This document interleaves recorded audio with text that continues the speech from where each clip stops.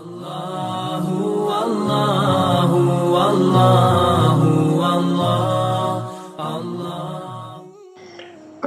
صلی اللہ علیہ وسلم غزوہ بدر سے فارغ ہو کر جب مدینہ منورہ واپس آئے تو مدینہ منورہ میں چونکہ یہودی کافی تعداد میں رہتے تھے، جن کے 3 بڑے بڑے خاندان تھے، بنو نذیر، بنو قریظہ اور بنی قینقاع۔ یہ 3 بڑے قبیلے اور خاندان تھے۔ اس کے علاوہ یہودیوں کا مدینہ منورہ کی منڈیوں پر کنٹرول تھا، تجارت کے اندر بہت بڑے ہوئے تھے، با علم بھی تھے، اس لیے وہ مدینہ منورہ کے اندر اپنے آپ کو بڑا بندے خان سمجھتے تھے۔ حضرت صلی اللہ علیہ وسلم کی صحابہ کرام کے ساتھ مل کر جو کافروں سے بدر کے مقام پر لڑائی ہوئی ہے، بڑی ہی بے سر و سامانی کی لڑائی تھی۔ 313 صحابہ نبی پاک صلی اللہ علیہ وسلم کی سرکردگی میں نکلے کہ ان کے پاس گھوڑے اور اونٹ بھی پورے نہیں تھے، 2 گھوڑے اور 70 اونٹ اور 6 تلواریں، 6 زریں اور 8 تلواریں، یعنی 8 تلواریں آپ اندازہ لگائیں 300 بندہ کیا کرے گا۔ تو وہاں پر جب نکلنے لگے مدینہ منورہ سے تو یہودیوں نے آوازیں کسیں، مذاق اڑائے، ایک دوسرے کو آنکھوں سے اشارے کیے، دیکھو جی یہ لڑنے جا رہے ہیں مکے سے کافروں سے، مکے کی کافروں سے، اور یہ تو ان کو قیمہ بنا کر آئیں گے، انہوں نے تو ان کا ٹوٹے ٹوٹے کر دینے، مذاق اڑا رہے، یعنی وہ سمجھتے تھے کہ یہ تو بس گئے، ابھی ختم ہو جائیں گے۔ انہوں نے کافروں نے ان کو کیسے دیکھنا، پٹائی کرنی ہے، مذاق اڑاتے۔ مسلمان خاموشی سے چلتے رہے۔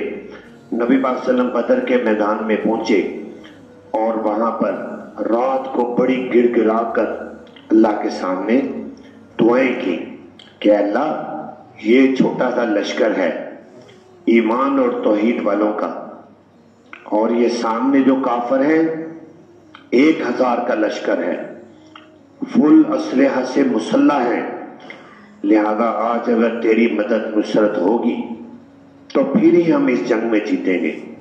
اتنا روئے کہ حضرت سیدنا صدیق اکبر خیمے کے باہر موجود تھے، اندر تشریف لے گئے، جا کر نبی پاک صلی اللہ علیہ وسلم کے کندھوں پر جو کالی کملی تھی نیچے گر گئی تھی، اس کو اٹھا کر آپ کے کندھوں پر رکھا اور عرض کیا یا رسول اللہ لقد الححت، آپ نے بہت آہوزاری کی ہے، آپ فکر نہ کریں، اللہ تعالیٰ آپ کو کبھی بھی بے یار و مددگار نہیں چھوڑے گا۔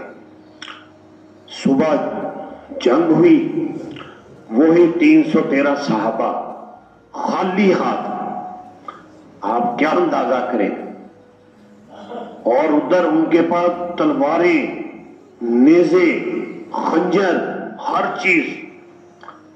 صحابہ نے ایسے درختوں کی شاخوں کو ہاتھ ڈالا اور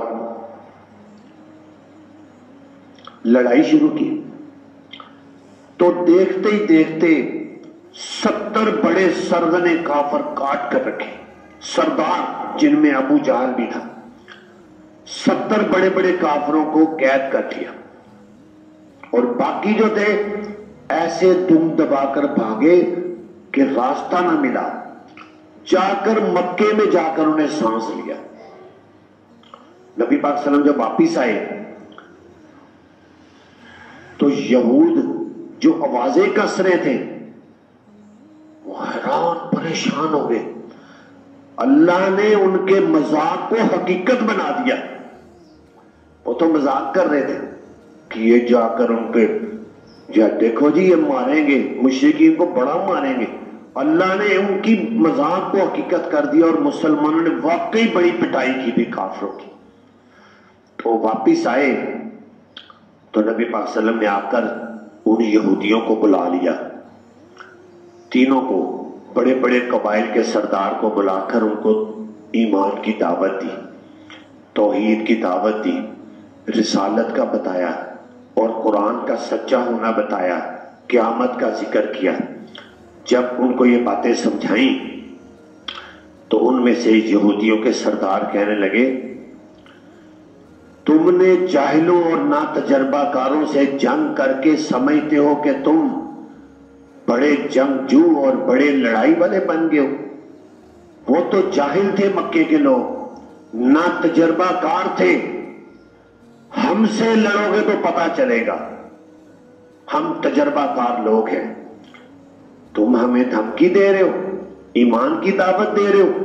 نبی پاک صلی اللہ علیہ وسلم نے فرمایا میں نے تو تمہیں کوئی دھمکی نہیں دی، میں نے تو تمہیں ایمان کی دعوت دی ہے۔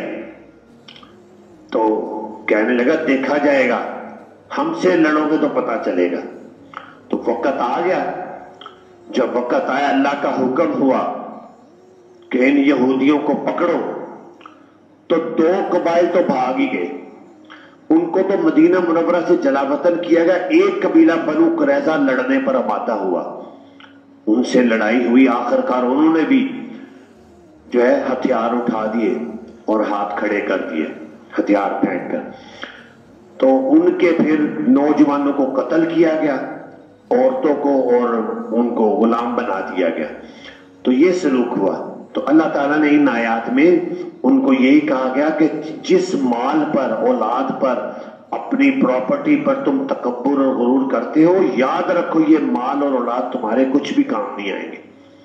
ان الذین کفروا، بے شک وہ لوگ جنہوں نے کفر کیا، ہرگز نہیں کام آئیں گے ان کو ان کے مال نہ ان کی اولادیں اللہ کے سامنے کچھ بھی۔ وَأُولَٰئِكَ هُمْ وَقُودُ النَّارِ، یہ کافر لوگ جہنم کا ایندھن ہیں۔ کدأبِ آلِ فرعون، ان کی مثال ایسی ہے جیسے حالت ہے فرعون کے آل کی، کہ فرعونیوں نے کیا کیا، فرعون بڑے تکبر اور غرور میں آیا تھا، لیکن اللہ تعالیٰ نے موسیٰ علیہ السلام اور اس کے لشکر کو کامیابی دی اور فرعون کو بحر کلثم میں غرق کر دیا۔ فرمایا اسی طرح وہ لوگ جو ان سے پہلے تھے، جھٹلایا انہوں نے ہماری آیتوں کو، پس پکڑ لیا ان کو اللہ نے ان کے گناہوں کی وجہ سے، اللہ تعالیٰ سخت سزا دینے والا ہے۔ اے پیارے پیغمبر آپ کہہ دیجئے ان لوگوں کو جو کافر ہیں، ستغلبون، ان قریب تم ہی مغلوب ہوگے، تم اپنے مال و دولت اولادوں پر تم بڑا تکبر اور غرور نہ کرو، تمہیں ہی شکست ہوگی۔ وَتُحْشَرُونَ إِلَىٰ جَهَنَّمَ، اور تم آخر کار جمع کیے جاؤ گے پھر جہنم کی طرف، اور بہت ہی برا ٹھکانہ ہے۔ قَدْ كَانَ لَكُمْ آیَةٌ، یقیناً ہے تمہارے لیے نشانی دو جماعتوں میں، التقطا، جو آپس میں ٹکرائیں۔ ایک جماعت لڑ رہی تھی اللہ کے راستے میں اور دوسری جو تھی وہ کافر تھی۔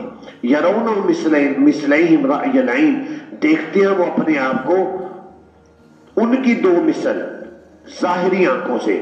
اللہ تعالیٰ تائید کرتے اپنی مدد کے ساتھ جس کی چاہتے ہیں، بے شک اس میں البتہ عبرت ہے آنکھوں والوں کے لیے۔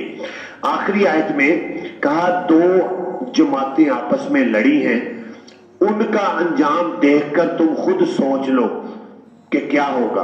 ایک جماعت اللہ کے راستے میں لڑی، یعنی صحابہ کرام جب کافروں سے لڑی، اور دوسری جو جماعت تھی کافرۃ، جو کافر تھے، وہ جب انہوں نے میدان میں آ کر دیکھا، یرون مثل رأی العین، اپنے آپ کو صحابہ کا دگنا دیکھا، اور تھے بھی دگنے سے بھی زیادہ تھے، صحابہ 313 تھے، وہ 1000 تھے، لیکن مدد کس کے ساتھ تھی؟ واللہ یؤید بنصر من یشاء، اللہ تعالیٰ تائید کرتے اپنی مدد کے ساتھ جس کی چاہتے ہیں۔ اللہ ان کے ساتھ تھا صحابہ کرام، وہی جو شاخیں اور انہوں نے درختوں کی اتاری تھی وہ تلوار سے زیادہ کام کرتی تھی، جس کو پڑتی تھی پھر اٹھتا نہیں تھا، اور ایسی پٹائی کی۔ تو فرمایا اب ان فی ذلک لعبرۃ لأولی الابصار، بے شک اس میں عبرت ہے آنکھوں والوں کے لیے، جن کی آنکھیں ہیں وہ دیکھ لیں کیا ہوا۔ آج بھی بدر کے میدان میں جا کر دیکھ لیں، اللہ تعالیٰ نے وہاں پر وہ نشانات ہیں، صحابہ کرام تھوڑے سے شہید ہوئے، وہاں پر ان کی قبریں آج بھی میدان بدر میں موجود ہیں۔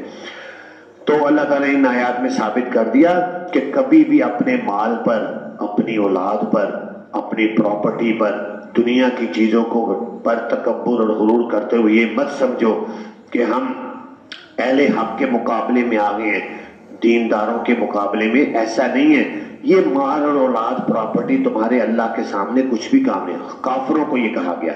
تو اگر تم اس پر تکبر اور غرور کرو گے تو اسے یاد رکھو، جیسے پہلی قوموں کو اللہ نے تباہ و برباد کر دیا تو اے کافروں تمہیں بھی تباہ و برباد کر دیں گے۔ اللہ تعالیٰ سے دعا ہے اللہ تعالیٰ ہمیں قرآن پاک کو سمجھنے کی توفیق عطا فرمائے۔